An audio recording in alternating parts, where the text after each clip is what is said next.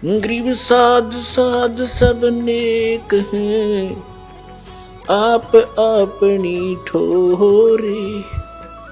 जो सतलोक ले जावेंगे वो साधु कोई और।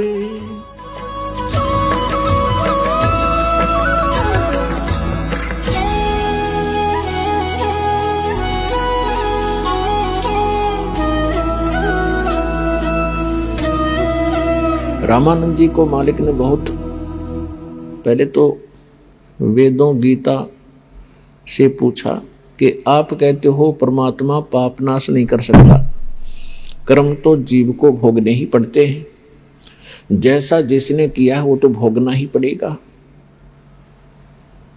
और भक्ति भी करते ही रहना होगा। परमात्मा ने एक ही प्रश्न किया था, स्वामी जी आप ग्रंथों को मानते हैं, क्या आप वेदों को सत्य मानते हैं? स्वामी रामानंद जी वेदों को आधार मानकर ही जनता को ज्ञान बताया करते थे, और साथ में पुराणों को, गीता को, सबको आधार बताते थे, और परमात्मा को निराकार बताते थे।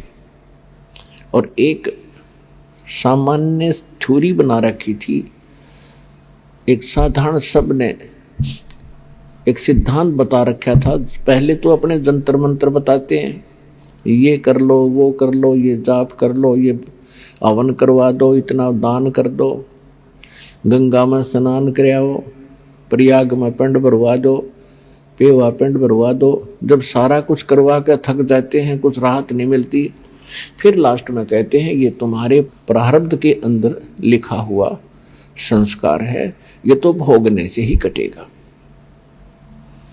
भक्ति करते रहो। अब यहां आकर के परमात्मा का जो ज्ञान है ये सीधा करता है प्रत्येक पहलू को। परमात्मा ने कहा कि यदि भक्ति करने वाले भक्त को और संकटों ने घेर रखा है, आपकी क्रियाओं से राहत मिली नहीं, तो वो संकट तो उसके ऊपर ज्यों का त्यों है, वो पीड़ित है, दुखी है। तो भक्ति करेगा कैसे, उसका विश्वास कैसे बनेगा परमात्मा के ऊपर कि कोई परमात्मा शक्ति है। और जैसे किसी के पैर में कांटा लगा है और वो किसी के पास जाता है कि बड़ा जानकार व्यक्ति है, उसने ये तो बता दिया कि तेरे पैर में कांटा लगा है जिस कारण से तुझे पीड़ा है, और वो ये कहे कि कांटा तो निकलेगा नहीं, मैंने सारा प्रयत्न कर लिया, ऐसे कर जूता पहन ले और आगे कांटे नहीं लगेंगे। तो कांटा लगे पैर में, जूता पहना नहीं जा सकता, कांटा निकले और फिर उसको सलाह दी जाए कि जूता मत निकाल देना, ये पहने रखना, तो वो पूरे सफर में जूता नहीं निकाल लगा, क्योंकि वो कष्ट का अनुभव कर चुका है जूते के अभाव से कितनी हानि होती है। तो फिर वो व्यक्ति आजीवन जूता पहनेगा उस सफर में। इसी प्रकार हम जीवन रूपी सफर में चल रहे हैं।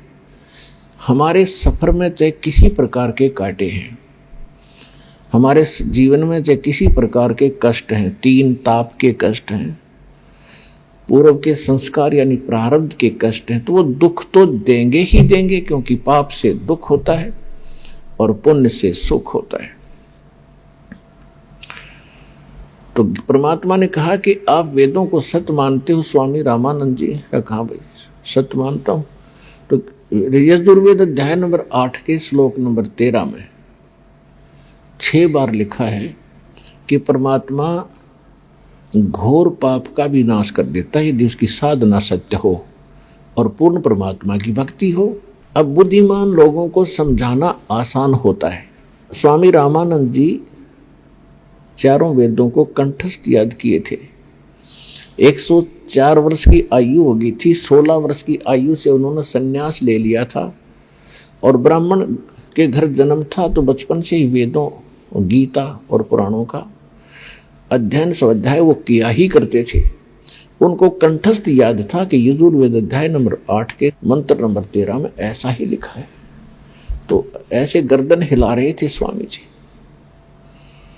तो फिर परमात्मा से उन्होंने पूछा कि जो साधनाएं हम बताते हैं इनसे कोई राहत हो नहीं रही, और वेद कुछ और कहते हैं, हमारा अनुभव उन पर खरा नहीं है, इसका कारण क्या है? तो परमात्मा ने कहा, आपका इष्ट देव कौन है? परमेश्वर कबीर जी ने पूछा कि आपका पूज्य देव कौन है? स्वामी जी ने कहा कि मेरा पूज्य देव भगवान विष्णु है, और इनके समांतर हम भगवान शंकर और गणेश, दुर्गा आदि को भी आदर से और पूज्य ही मानते हैं। लेकिन मैं वैष्णव साधु हूं, वैष्णव पंथ से जुड़ा हूं, मेरा इष्ट विष्णु जी है। विष्णु जी सतगुण है? परमात्मा ने पूछा, हाँ सतगुण कहो और चाहे विष्णु जी कहो, एक ही है, ठीक है। तो परमात्मा ने कहा, आप विष्णु जी, ब्रह्मा जी, शिव जी को क्या मानते हो?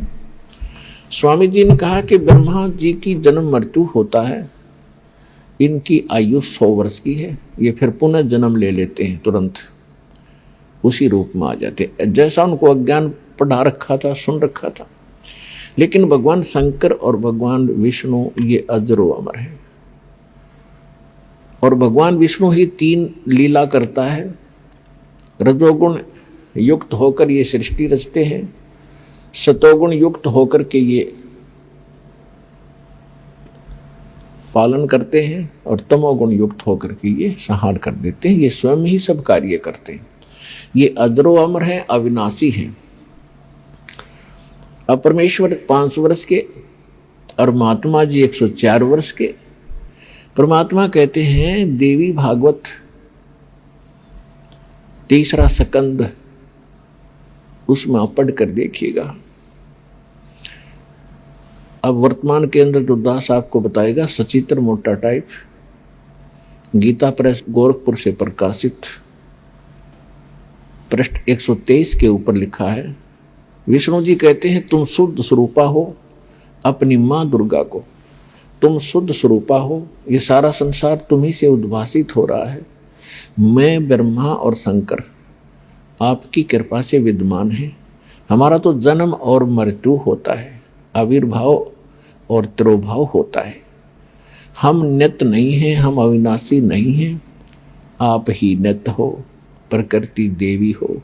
फिर भगवान शंकर कहते हैं कि भगवान विष्णु के बाद उत्पन्न होने वाले ब्रह्मा जी भी तो आपके ही पुत्र हैं, तो फिर मैं भी तो आपका ही बेटा हुआ। आगे काफी प्रकरण है इसके अंदर।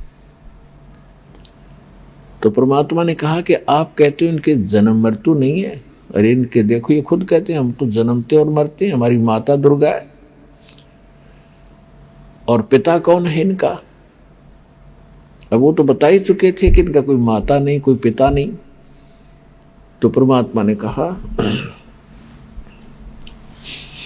मोती मुक्ता दर्शत नाही, ये जग है सब अंदरे, दिखत के तो नैन चश्म इनका, फेरा मोतिया बंदरे। ये दिखे थे बड़े विद्वान, संस्कृत को याद कर रखा कंठस्थ, सारा 2-2 घंटे संस्कृत में भाषण देते रहते हैं, और कह का पता नहीं तुम्हें अपने सदग्रंथों के बारे में।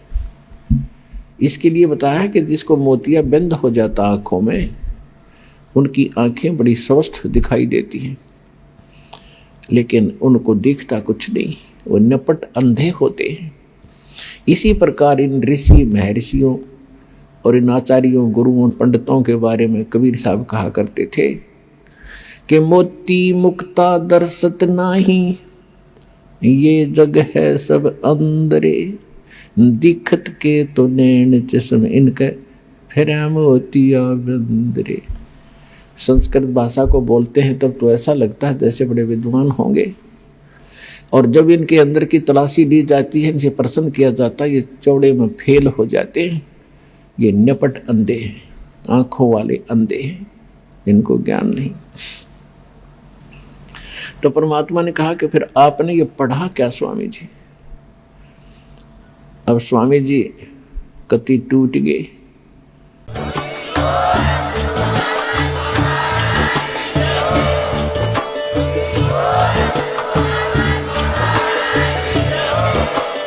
आप सुन रहे थे जगत गुरु तत्वदर्शी संत रामपाल जी महाराज जी के मंगल प्रवचन। अधिक जानकारी के लिए विजिट कीजिए हमारी वेबसाइट www.jagatgururampalji.org। संत रामपाल जी महाराज जी के शुभ आशीर्वाद से पूरे विश्व भर में 500 से भी ज्यादा नाम दीक्षा केंद्र हैं, जिन पर संत रामपाल जी महाराज जी द्वारा ऑनलाइन निशुल्क नाम दीक्षा दी जा रही है। अपने नजदीकी नाम दीक्षा केंद्र का पता करने के लिए संपर्क करें 8222880541।